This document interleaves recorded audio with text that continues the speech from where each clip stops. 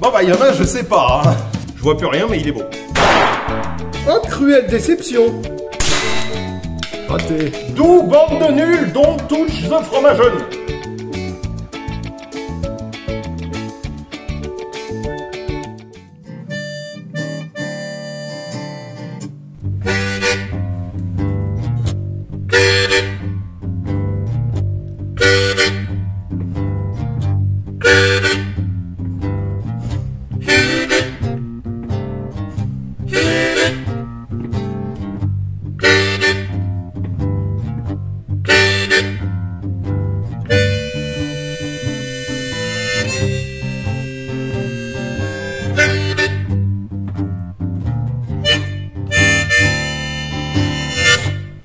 Bonjour, bonsoir à tous.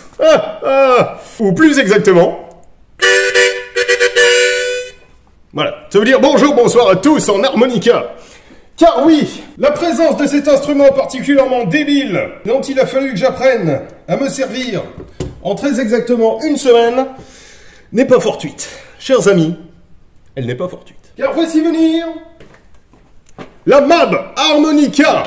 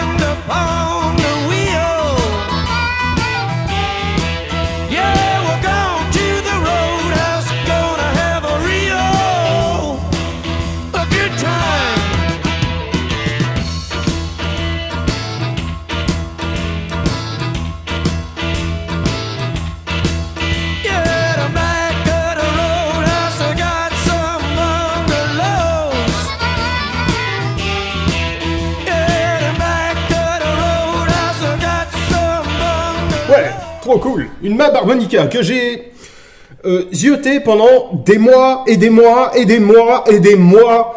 Et au fur et à mesure que le vendeur avait l'intelligence, car c'était un vendeur particulier, de baisser le prix, se rendant compte que c'était trop cher, parce que, croyez-le ou pas, ces petites carabines à la con peuvent être particulièrement chères. Écoutez, si je me gourre pas, je crois que j'en ai vu une affichée à 1002.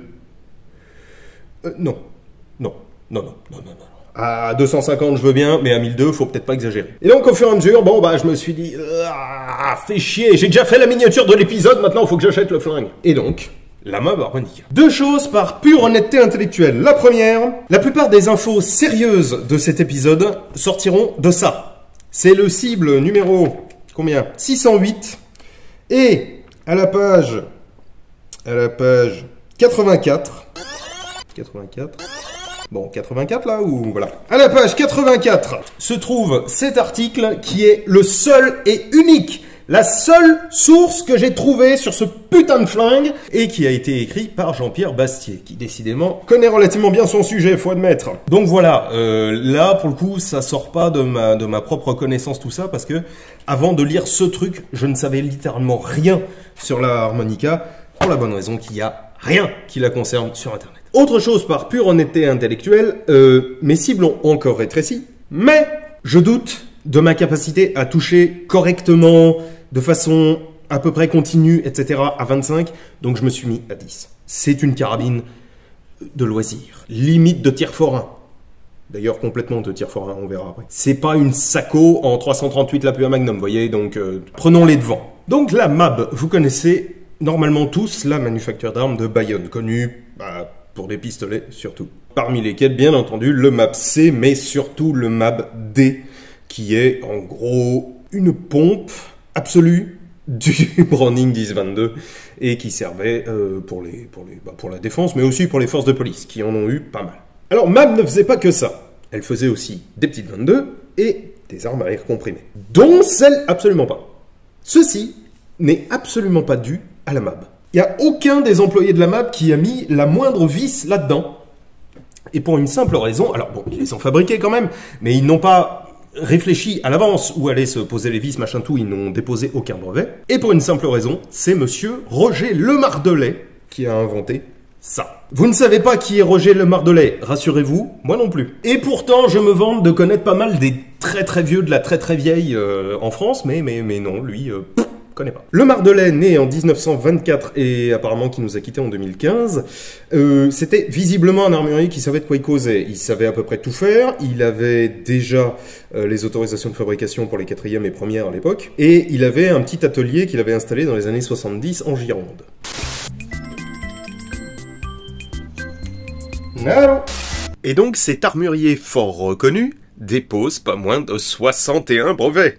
Et notamment, celui-là, qui concerne celle-ci, et c'est le brevet 1-258-430 du 6 mars 61, si ma mémoire est bonne. Elle fait donc 98 cm en tout, 55 de canon et 2,6 kg. Et son chargeur est chiant. Voilà, il est très chiant. Mais c'est un chargeur transversal, c'est-à-dire qui traverse perpendiculairement à l'axe du canon toute l'arme. C'est comme un harmonica. C'est pas nouveau à l'époque où lui il le fait. Il y a déjà un certain nombre de pistolets qui ont fonctionné selon ce principe-là. Parmi lesquels, il y a beaucoup de monde qui connaît le jar, donc le pistolet jar harmonica, surnommé harmonica. Mais il y a très peu de monde qui connaît le collet, par exemple, qui fonctionne selon le même principe. En fait, c'est juste une petite barrette. Là, vous voyez en fait les balles. Ça, ce sont les sorties de chambre. Et ici, les culots. Et ça vient taper le sommet. C'est la barrette qui sert, on va dire, de tranche arrière de canon pour pouvoir supporter le bourrelet et donc faire en sorte qu'il tape bien. Et pour le reste, il y a juste une petite barre pour retenir les munitions et des petits crans. Alors, à quoi servent ces petits crans? Je pourrais vous expliquer pendant une demi-heure comment ça fonctionne, mais je pense qu'il vaut mieux que je vous le montre. Voilà, comme vous pouvez le voir. Alors déjà, le canon est démontable. Ça n'est pas une takedown pour la bonne raison que le système de déverrouillage du canon n'est pas accessible sans démonter complètement le bois. Mais là, vous voyez tout simplement que l'action de la queue de détente fait reculer une espèce de languette, là, vous voyez, qui vient, grâce aux dents de ce chargeur transversal, le faire bouger de droite à gauche, et qui, grâce à un U dans sa partie inférieure, vient également le bloquer en place lors du départ du coup. Donc voilà, ça marche plutôt bien, mais il faut admettre qu'il y a beaucoup de viande à emporter sur cette carabine-là. Ça a beau être une carabine de loisir, c'est pas, à mon avis, une carabine de gamin, quoi, parce qu'il faut un peu de force. Alors... Ah, putain, je viens de me mettre mes lunettes dans l'œil. Ah, c'est pas là qu'il faut les mettre, Adrien. Allez, on va tester ça. Et pourquoi je mets des bouchons? Parce que ça fait un bruit de fou. C'est une carabine extrêmement bruyante. Et pourtant, c'est que du 6 Flaubert, quoi. Mais pas du 6 Bosquet, mais... les organes de visée... Alors, bon, c'est très léger, c'est très maniable. C'est vraiment bien équilibré, qui plus est. Les organes de visée, c'est un gros cran triangulaire avec un gros guidon triangulaire inversé. Ou plus exactement non, c'est la hausse qui est inversée. Je vais essayer de prendre celle du milieu parce que...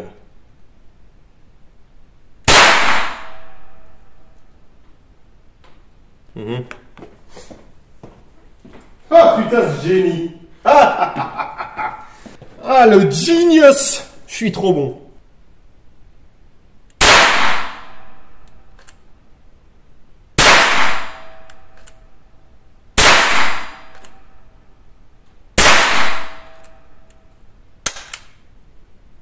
Comment ça clique? Ah oui, j'ai déjà fini. Ah oui, oui. Donc c'est un... Je sais pas pourquoi, moi j'ai envie d'appeler ça un barillet, mais non. Ce n'en est pas un. Alors il n'y a qu'un truc de chiant en revanche, c'est qu'il n'y a rien qui est prévu dans la carabine pour retirer les douilles. Une fois qu'elles ont été tirées, et il faut admettre que du coup... avec la percussion qui est particulièrement franche, alors là, je dois admettre c'est quand même... ouais, très franc. Du coup, ça écrase pas mal la douille et on peut pas retirer tout ça à la main, quoi. Ça ne marche pas, mais c'est surprenant. Franchement, je m'attendais pas à faire un carton comme ça. Là, de là où je suis, je le vois à peu près. J'ai l'impression d'être un tout petit peu en bas à droite. Comme d'habitude, vous allez me le dire. Mais voilà. Je tire aujourd'hui de la... c'est quoi? De la Cellier Bello. Parce que c'est ce que j'ai trouvé. Sachant que ça a beau être une munition bah, toute faible et toute mignonne et toute machin, ça vaut une couille. Ça vaut une couille et en plus il faut en trouver.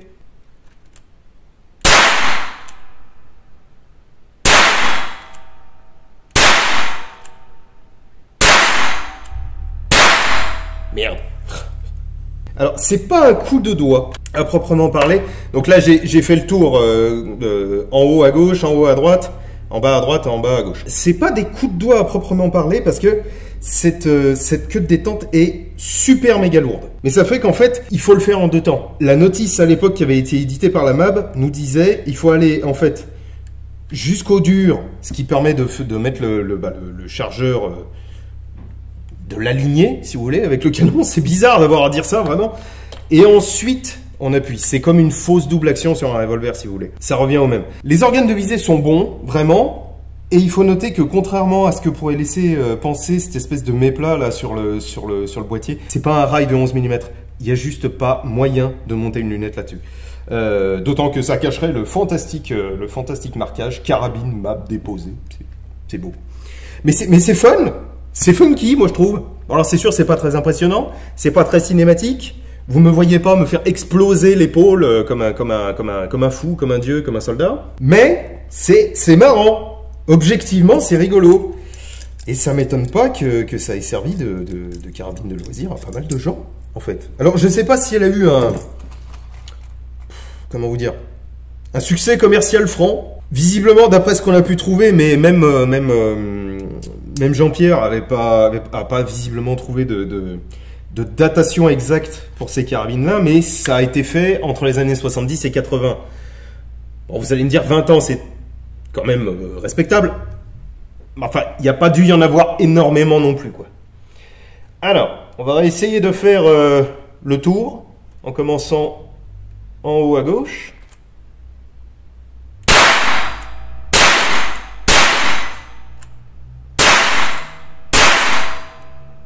Ah, c'est rigolo. C'est un peu n'importe quoi parce que je fais n'importe quoi, mais malgré tout, ça touche exactement là où je vise. Si je ne faisais pas des erreurs répétées et insupportables, ce serait parfait. Est-ce qu'il y en aurait une que j'ai pas encore touchée, histoire de voir si je peux faire un tir appuyé de précision, tout ça?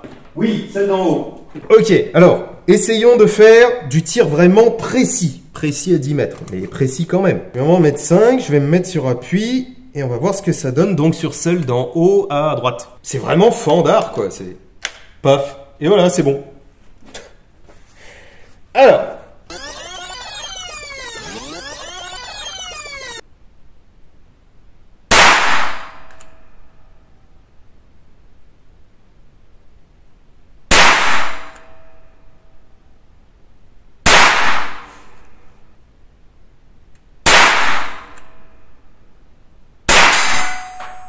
Bon. J'ai pas l'impression que ce soit aussi brillant que ce que j'imaginais. C'est marrant, j'ai sérieusement l'impression d'avoir été plus mauvais que les coups du début. Peut-être qu'elle s'encrasse, peut-être qu'elle chauffe, peut-être que je suis une burne aussi. Ça peut arriver. C'est même fort probable. Donc juste comme ça, voilà, la 6 Bosquet, c'est ça. Ça a été créé par Monsieur Bosquet dans les années 1870 globalement. Il est parti en fait de la munition de Flaubert qui est plus longue pour créer celle-ci qui est encore plus mignonne et plus courte et plus jolie, tout ça. En réalité, moi je la trouve hideuse. T'as vraiment l'impression que c'est une munition obèse en fait. Mais c'est rigolo, c'est vraiment rigolo comme une. C'est juste une munition à amorce. D'ailleurs, c'est pour ça que j'avais milité à l'époque pour que on finisse par les sortir de la catégorie C tellement c'est minable. Ça n'a pas marché. Je suppose que vous l'avez deviné. Et évidemment, ces munitions-là, que ce soit la Flaubert ou la Bosquet, elles ont perdu tout leur intérêt à partir de l'arrivée de la 22 LR, et surtout de la démocratisation, mais phénoménale. Pas instantanée, mais quasi universel de la 22 LR. Bon, malgré tout, toujours fabriqué, hein, mais à un prix assez élevé quand même. Bon, c'est récréatif. Vraiment, cette carabine est récréative. Et puis, bon, le système est fun. Voilà, c'est fun et c'est rigolo parce que ça a aussi été utilisé par la Baïkal, la IJ... Je sais plus, mais je vous en ai fait une vidéo et j'en ai une. c'est une carabine qui a un look qui, moi, me fait hurler. C'est génial. C'est le même principe, sauf que dans celle-là, il n'y a pas de ressort pour pousser automatiquement le plomb. Ce qui aurait été rigolo, enfin, le plomb, la munition. Ce qui aurait été rigolo, moi, franchement, je trouve. Mais, écoutez, on peut pas tout avoir. En revanche, nous allons profiter de cette carabine et surtout de cette munition pour faire un test débile. Si, vraiment, j'y tiens. J'ai dans les mains ceci. Ceci est un de mes frocs. Voilà, comme vous pouvez le voir, j'ai beaucoup d'imagination et d'originalité quand il s'agit de me fringuer, c'est-à-dire je remplace un jean par un autre jean. Bleu et avec les mêmes couleurs, bon machin, tout ça. Bref, on s'en tape. Ce jean a un trou. Je ne pourrai plus le porter. Et plus personne ne pourra le porter à moins de vouloir avoir les couilles à l'air. Voilà. Et il n'est pas réparable. J'ai demandé, il n'est pas réparable. Enfin, si, il est réparable et ça coûterait plus cher que le jean. Donc bon, au bout d'un moment, je ne vois plus l'intérêt de le garder. N'allez pas me dire que je gaspille un jean, par pitié. Vraiment, ça me casserait les couilles. Surtout que je l'ai depuis globalement 10 ans, je pense. Mais, combien d'épaisseur de jean faut-il pour arrêter une 22 Bosquet? Tout de même, j'aimerais savoir si ceux qui m'ont dit non quand j'ai demandé le déclassement de cette mune se foutent de ma gueule ou pas. Si il suffit d'un jean pour arrêter ça, j'annonce tout de suite que... Bon, déjà j'avais raison, et ensuite, voilà, ils nous cassent les noix pour définitivement rien. Je vais aller poser ça là-bas et on va voir. Nous allons déjà essayer avec une seule épaisseur de jean. Et allons-y joyeusement. C'est la première fois de ma vie que je tire sur un jean. Ah.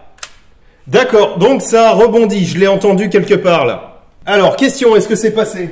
Bon, c'est passé. Mais enfin là, à mon avis, vu ce que j'ai entendu derrière, avec deux épaisseurs de jean, donc deux, pas une, malheureusement, bon voilà, deux, ça suffit pas.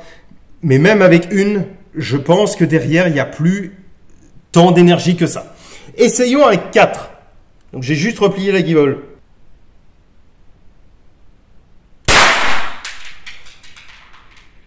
J'ai entendu la balle. Elle est quelque part. Elle est quelque part. Attendez. Attendez. J'ai entendu cette cochonne de balle. Elle est là. Elle est quelque part. Mais je ne sais où. Ça n'est même pas passé à travers une. Je n'ai pas retrouvé la balle. Mais cette fois, ça n'a même pas traversé une épaisseur. Bon, probablement parce qu'il y a suffisamment de matière pour amortir derrière. Mais quand même, ça n'est même pas passé à travers une épaisseur. Et il y en avait 4. Putain. Recommençons.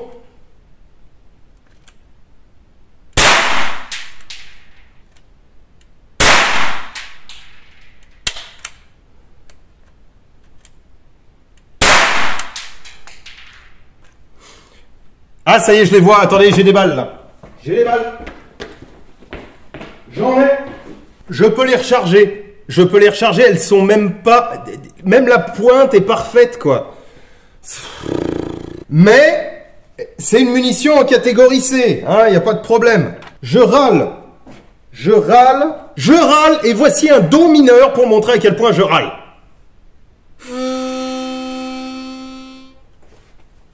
C'était peut-être pas un do mineur, faites pas chier, je suis armurier, je suis pas musicien. Et si c'était un do mineur, admirez un peu ma supériorité morale et intellectuelle.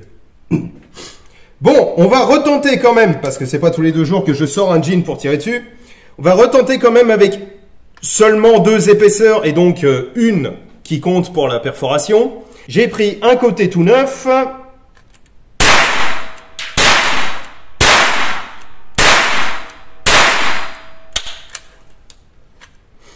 Clic, et les 5 sont partis. Bon, ok, les 5 ont traversé. 1, 2, 3, 4, 5. Ouais, bon. Mais ça veut quand même dire qu'avec une doudoune en jean, mettons, c'est-à-dire un truc qui est suffisamment d'épaisseur pour amortir, mais ça passe plus. Et il vous faut rien de particulier, même pas du cuir ou quoi, juste du tissu. Juste du tissu, tout pourri de chez qui? De chez Influx. Même ça suffit. Pour que ça passe même pas 4 épaisseurs. Putain, ça c'est vraiment mais le niveau 0 de l'énergie, quoi. Mais bon, on aura déterminé donc que c'est une machine à tuer des gens, hein, de façon évidente. Non, évidemment, c'est une voilà, c'est une carabine de loisir. On en a vu beaucoup dans les fêtes foraines parce que c'était pratique, quoi. En plus avec 5 coups, c'est relativement facile à charger, tout ça. Bon voilà, tu peux surtout dans ce calibre, tu peux éventuellement te dire que tu peux laisser ça dans les mains d'un client, même stupide. Je remarque en revanche que ça n'est pas réglable en dérive. Enfin si, le guidon est monté sur queue d'aronde, mais c'est énorme quoi. C'est pas facilement réglable en dérive, c'est réglable en élévation avec une planchette à ressort. Ceci étant, ça devait peut-être enquiquiner un peu les forains qui ne pouvaient plus du coup dérégler volontairement leurs armes pour que les clients ne touchent pas. Bon voilà, il y a le poinçon d'épreuve, les poinçons d'épreuve là, il y a le modèle là, et c'est tout. C'est un petit peu la dèche. Mais bon, remercions quand même Monsieur Le Mardelet de nous avoir pondu un truc pareil. Donc voilà, c'est amusant, c'est original, et moi j'aime bien. Et je suis content d'en avoir une, vraiment. Est-ce que ça va vous apporter la joie et la félicité? Peut-être pas. Mais, je pense que c'est une carabine à avoir, ne serait-ce que pour ceux, parce qu'on les oublie un peu trop, mais ceux qui collectionnent les carabines de jardin. Ça c'est un des graals à avoir, du coup. Alors, c'est très très original. C'est très très moche, mais c'est très très original. Bon, bref, allez, c'était un petit épisode, j'espère qu'il vous a plu. Sur cette petite Mab harmonica. Et ça m'aura permis d'apprendre vite fait à jouer de l'instrument ad hoc. Bon, bref, voilà. Je vous dis à très bientôt. Mangez des légumes et buvez de l'eau. Ciao!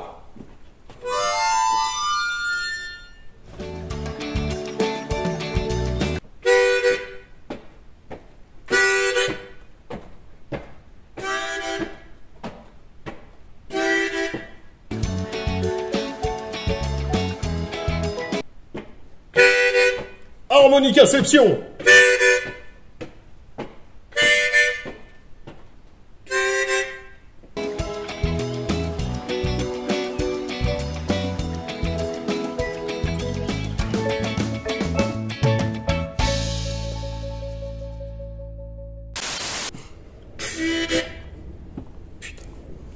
Fais chier!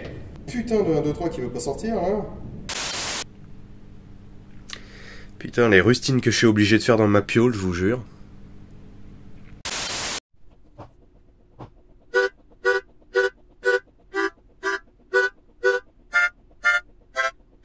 Il faut bien s'entraîner un petit peu, hein.